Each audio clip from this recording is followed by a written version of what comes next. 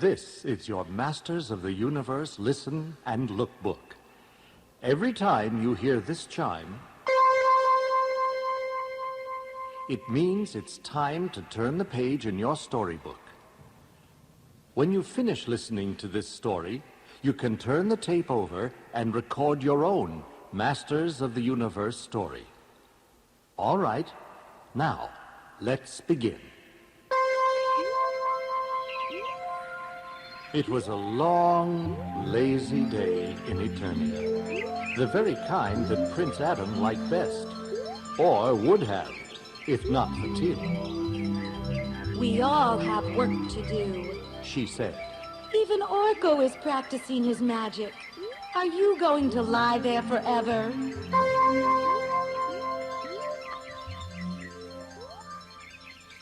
No, Adam yawned. just until lunchtime. Why can't you be more like He-Man? Teela asked, dumping Adam to the ground. He's a real hero. It's too bad Orko chuckled. that she doesn't know the truth about lazy Prince Adam.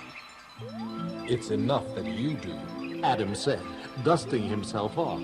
Remember, Orko, you're sworn to secrecy about my identity. Suddenly, a falcon flew past. A special falcon. Zor, Adam exclaimed. the sorceress of Castle Grayskull, in her falcon form. Something must be wrong. Prince Adam drew his hidden sword. By the power of Grayskull! He shouted. Magic coursed along the blade like lightning. It enveloped Adam and his pet tiger, Cringer. The magic from the Sword of Power changed Prince Adam and Cringer into He-Man and Battle Cat, two of Eternia's greatest champions. Some trick. Orko mumbled as his cards scattered. To Castle Grayskull! Riding Battle Cat, He-Man followed Zor to Castle Grayskull. He charged across the Jaw Bridge and entered the castle. I wonder what the trouble is. Once inside the dark and mysterious castle, Zor changed back into the sorceress. There is great danger. She told He-Man. The sorceress gestured magically. This is the Eye of Eternia. It can reveal any foe in any dimension, even Skeletors. But it is not without risk. To stop that evil Lord of Destruction, Said He-Man. I would risk anything. The Eye of Eternia opened to show a terrible sight. It is worse than I dreamed. The sorceress exclaimed. Skeletor and his evil followers have passed into another dimension and have found the cosmic clock. With it, the Lord of Destruction can control time. Skeletor seemed to sense that he was being watched. He looked back through the eye at the heroes. Skeletor struck with all his evil magic. Dark arms leaped from the Eye of Eternia like serpents. One arm twisted around He-Man. Another of the foul arms snaked toward Battle Cat. The sorceress threw up a magical shield before her, but several arms spilled around its edges. He-Man, I need your help. What foul magic is this? I am coming, sorceress.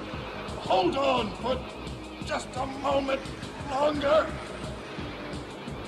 With a surge of his tremendous strength, He-Man, the most powerful man in the universe, broke free of Skeletor's magic. Nearby, the mighty Battle Cat sliced through one of the evil arms with his sharp claws. He-Man tried to save the sorceress, but he was too late. She was pulled into the Eye of Eternia and brought to the dark and mysterious dimension where Skeletor was waiting to take her prisoner. No! Sorceress! I have failed, Battle Cat. She is gone. Meanwhile, Orko was entertaining the royal court of Eternia. Behold! He exclaimed with a grand sweep of his arm. The wizardry of Orko the Magnificent! A floating house of cards. Applauded King Randor. Marvelous! Said Queen Marlena. Suddenly, He-Man rushed in, carrying the Eye of Eternia. No time for parlor tricks now, Orko. He said. We need real magic. He proceeded to tell of the events at Castle Grayskull. With the sorceress captured, you are our only hope, Said He-Man. Your magic is the one thing that can save her. Can you work this, Orko? He-Man asked, pointing to the eye. Wouldn't you rather have me pull a rabbit from a helmet? Orko stammered. That's more my style. The sorceress needs your help. Said He-Man. We must not let her down. Well, Orko said timidly. here goes nothing. No. Growled Battle Cat.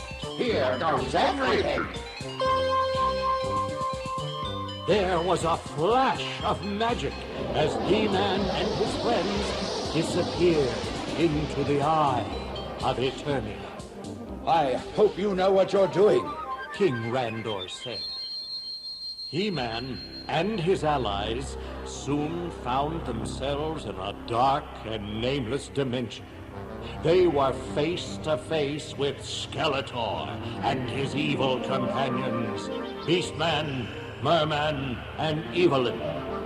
The sorceress was in a glass prison. Too late, He-Man. Skeletor boasted. I've got the sorceress and the cosmic clock. The sorceress spoke directly into He-Man's mind. You must stop Skeletor. She said. If the cosmic clock strikes 12, it will give the Dark Lord the power to control time. If that happens, we are all doomed. And so the battle began. As the fight raged on, the cosmic clock began to chime.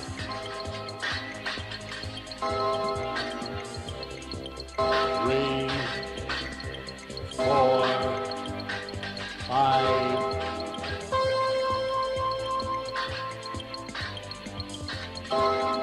6, 7, 8. It chimed.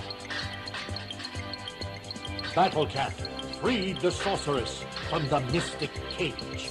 He-Man pitted his strength against Skeletor's sorcery. The cosmic clock struck 9 and then 10. Time was running out.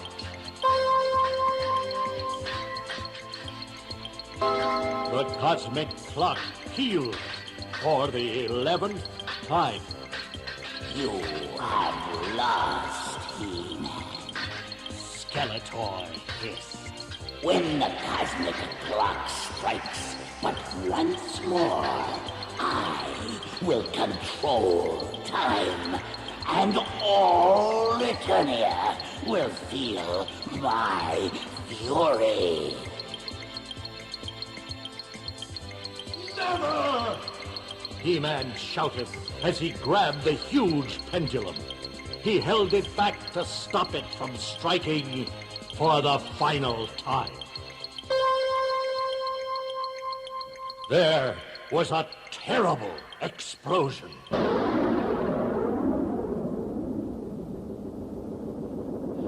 The heroes lost sight of each other and of their enemies.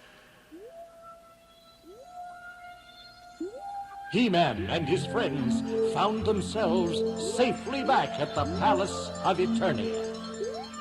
Good thing I kept an eye on you. Orko said. How was that for a last-second rescue? Splendid. He-Man said. The sorceress is free, and Skeletor's plan to control time has failed. Orko took a bow in front of his floating house of cards, which was finished at last. I knew I could do it. He said. But when Orko bowed, he bumped into the cards. Orko floated in midair wearing a silly grin. His house of cards was scattered all around him. So the great magician cannot even do a simple card trick. He-Man taunted. In light of Orko's recent display of magical skill, everyone found this quite amusing.